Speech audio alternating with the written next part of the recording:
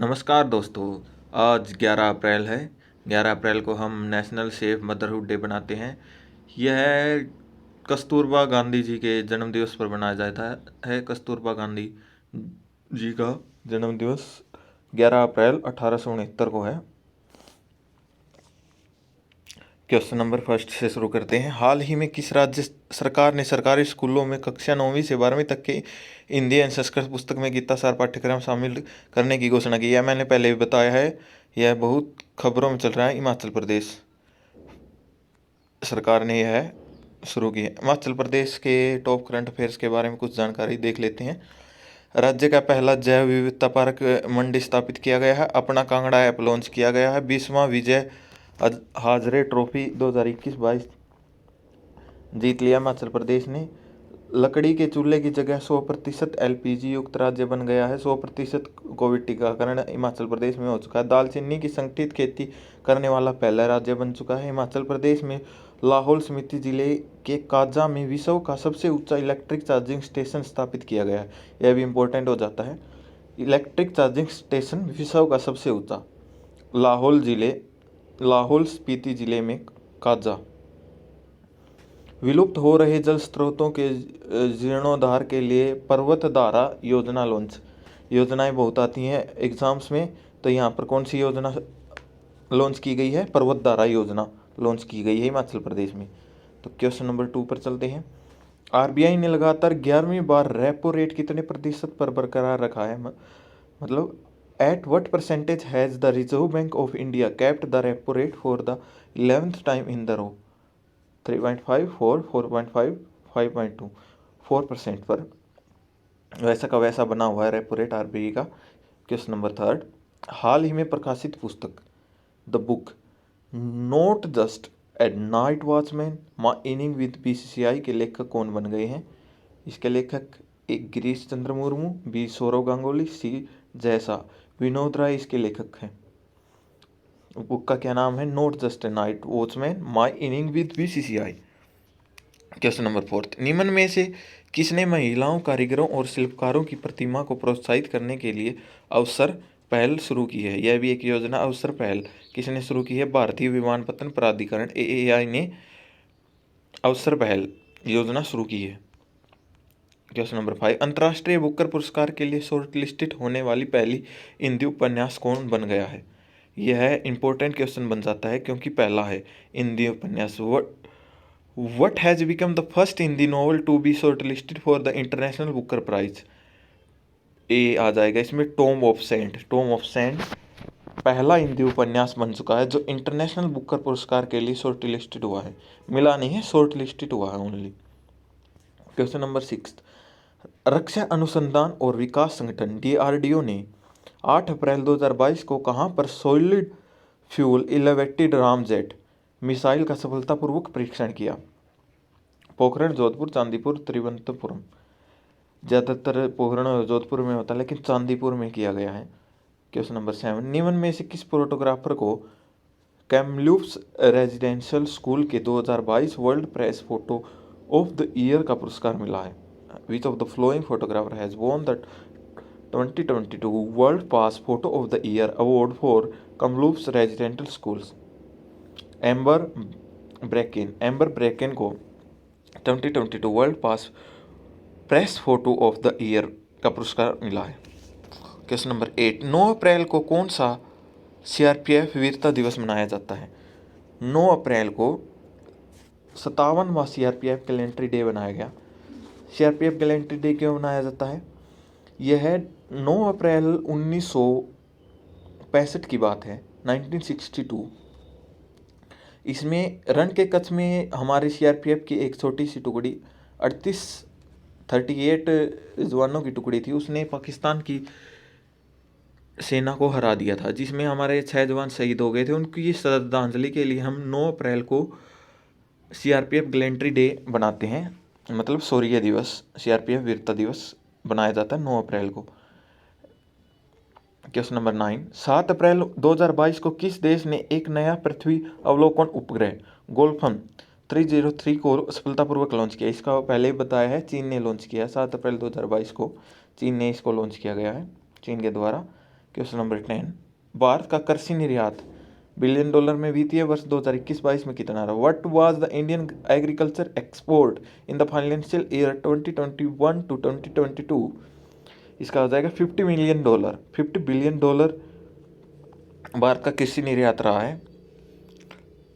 Question number 11, 2021 के निम्न में से किसे संत नामदेव राष्ट्रीय पुरस्कार से सम्मानित किया गया है? संत नामदेव नेशनल अवार्ड से सम्मानित किया गया है सतपाल मलिक जी को। संत नामदेव नेशनल अवार्ड 2021 से पुरस्कारित किया गया है।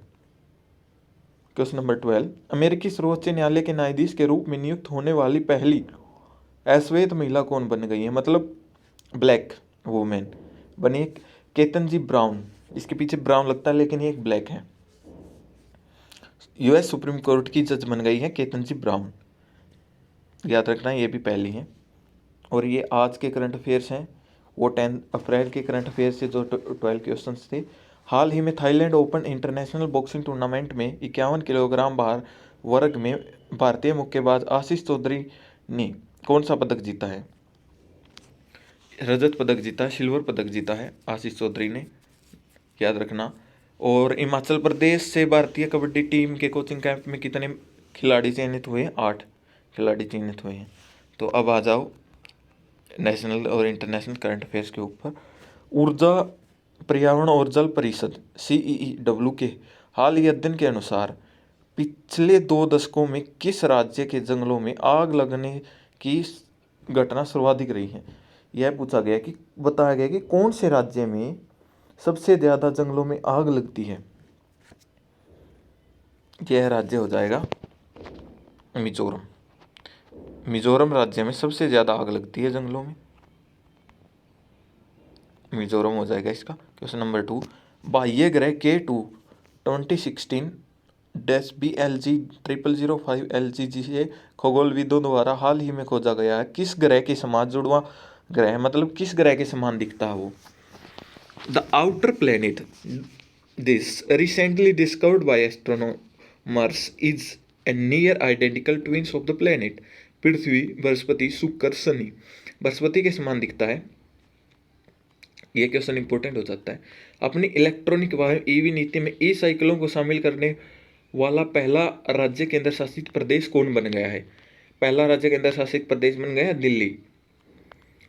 Delhi was the first state to include e cycle in the electric vehicle EV policy. Question number 4, औद्योगिक तकनीकी कंपनी रॉयल्स रॉय ने किस भारतीय IT कंपनी के साथ मिलकर बेंगलुरु में aerospace engineering and digital innovation centre खोला है?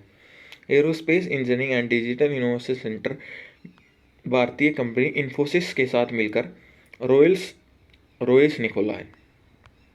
किस मंत्रालय ने देश में एनिमेटेड विजुअल्स इफेक्ट्स, गेमिंग और कॉमिक्स क्षेत्र को बढ़ावा देने के लिए एक AVGC परफॉर्मेंस टास्क फोर्स का गठन किया गया है? केंद्रीय सूचना एवं प्रसारण मंत्रालय द्वारा AVGC का गठन किया गया है। RBI की 6 सदस्यीय मौद्रिक नीति समिति MPC ने 2022 और 23 में महंगाई दर कितनी फीसदी रहने का अनुमान लगाया है? 2.7, 3.5, 6.8, 5.7% रहने महंगाई दर रहने का अनुमान लगाया गया है RBI MPC पॉलिसी द्वारा। प्रधानमंत्री नरेंद्र मोदी की अध्यक्षता में केंद्रीय मंत्रिमंडल ने अटल इनोवेशन मिशन एम को किस तक जारी करने की मंजूरी दी है?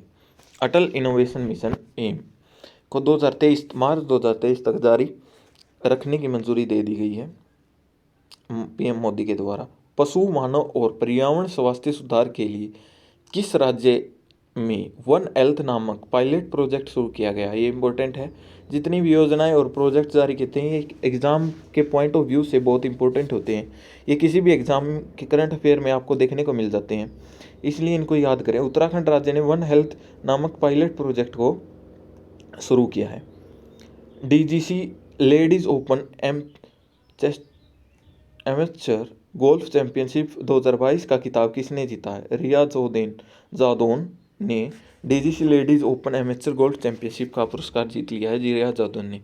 क्वेश्चन नंबर 10, हाल ही में विश्वविद्यालय अनुदान आयोग UGC ने किन दो विश्वविद्यालयों में बीमा बाई चेयर स्थापित करने की मंजूरी दी गई? Recently the university grants commission UGC has approved setting up of Bhima Bai chair in which two university? Delhi विश्वविद्यालय और गुरु की सदास विश्वविद्यालय में बीमा बाई चेयर को स्थापित करने की मंजूरी दे दी गई है।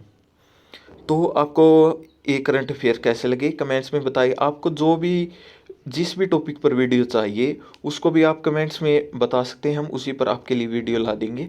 जो भी आपको करंट अफेयर का टॉपिक समझ में नहीं आ रहा है उसके ऊपर भी कुछ भी चीज़ है किसी भी सब्जेक्ट की, आप जो भी टॉपिक बोलेंगे उसके ऊपर आपके लिए वीडियो ला दी जाएगी। थैंक यू बच्चों।